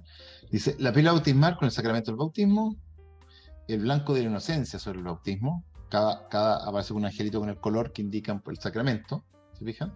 Después el obispo impone la cruz de cenizas en el sacramento de la confirmación, y aparece el amarillo, que simboliza el fuego del Espíritu Santo sobre la confirmación, y un fiel confiesa sus pecados a un sacerdote en el sacramento de la reconciliación, y arriba el rojo de la contrición por encima de la confesión. ¿Se fijan? Entonces cada angelito con su color va marcando. Ya en el simbolismo todo, sino nada sobra aquí. El perro quizá que está abajo. Sí, tío. Y este es el bautismo. ¿Se fijan? Oiga, profe, Sí. una pregunta, pero la primera comunión aquí no estaba. Es ¿Sí que pasaba? el sacramento se llama la Eucaristía, no es la primera comunión. ¿Okay? Ok. La primera comunión es la primera Eucaristía. Ya. Pero tampoco está. Sí, está en el centro, En el la medio. cuarta. Esta es la primera, la que vimos en la cura cuando está invertido, dado vuelta. Está sola, Esa es la Eucaristía. está sola en el centro. Sí. Claro. Ya. Perdón, no la vi. Oh. Gracias, profe. Ya. Entonces, ahí está. Es que, oye, ojo, ¿Sí? yo creo que el Espíritu Santo solo desciende en estos tres sacramentos. Porque en la Eucaristía desciende no en el minuto de la comunión, sino que en el minuto de la consagración. ¿Ya? ¿O ¿Sí? no? Digo ¿Sí? yo. Sí. En cambio, en el bautismo se supone que desciende el Espíritu Santo, en la confirmación lo mismo y en la confesión también, a dar el perdón. En cambio, en la comunión o la primera comunión, como en el fondo la Eucaristía, es en el minuto en que O sea, desciende el Espíritu es que el Santo. sacramento es la Eucaristía, no la comunión. ¿O no? Es que el sacramento es la Eucaristía, que involucra la comunión, digamos, pero la Eucaristía. que es la transubstanciación, toda esa cosa. Entonces, Sí, ese es sí, el sacramento. Sí, Ya, pero ahí no había angelito, ¿sí? Sí, pues había angelito. ¿Sí? Ah, Sí, pues, ya, lo perdón. voy a volver para atrás. Fuerte, Quítame la Pacho. estrella. Ahí Bajaste está el dos. ángel No veo. verde. Ahí arriba, Ah, esperanza. está el ángel verde, tienes razón. Ah, ahí ya, perfecto, ya. Claro. Que el Ya, virtud y de la eso esperanza. es la transubstanciación. Exactamente, el sacramento de la Eucaristía. Ese es el centro. Sí. ¿Ya? Porque el de la Eucaristía es el centro de la vida cristiana. Sí, sí. Sí, Por claro. eso es el centro que soy. Y aquí está lo de iniciación de la vida cristiana, ¿cierto? Los que vimos recién. Con Sí. su... Sí. Santo sacrificio Bueno. al altar. Exactamente. Ahí está el bautismo. Ahí está la confirmación. Están los niñitos ahí con las vendas para que no se les borre el signo visible. Entonces el cura que le pinta aquí, ¿no es cierto?, la cuestión con ceniza, el bautismo de fuego, y después el sacristán que le pone la venda, ¿no es cierto?, en la cabeza. Y después los niñitos que se retiren ya vendados. ¿Oigan? Espectacular. Bueno.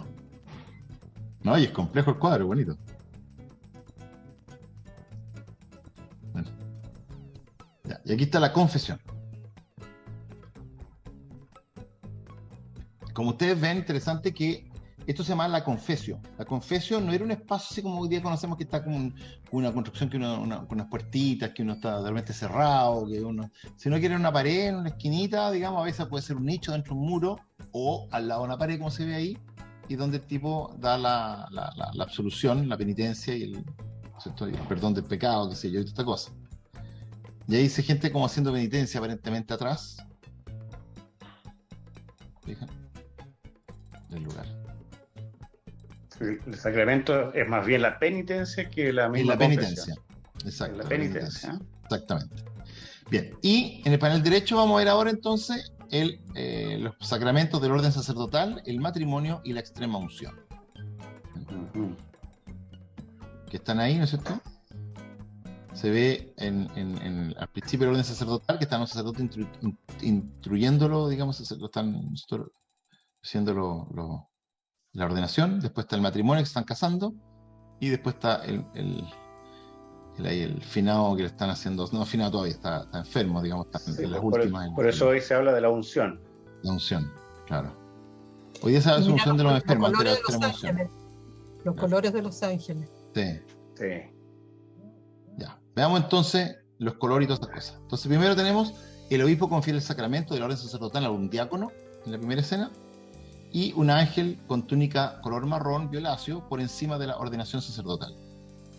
Después están los novios, contraen el sacramento del matrimonio, y el azul de la fidelidad sobrevuela el matrimonio. Y después el último, entonces, el enfermo recibe el sacramento de la extrema unción, y finalmente el negro del luto por encima de la extrema unción, así que el ángel negro. Así que ahí tiene su... Ahí se alcanza a ver, ¿no es cierto?, la ordenación sacerdotal del diácono. Está colocando los sagrados óleos. Después se ve el matrimonio.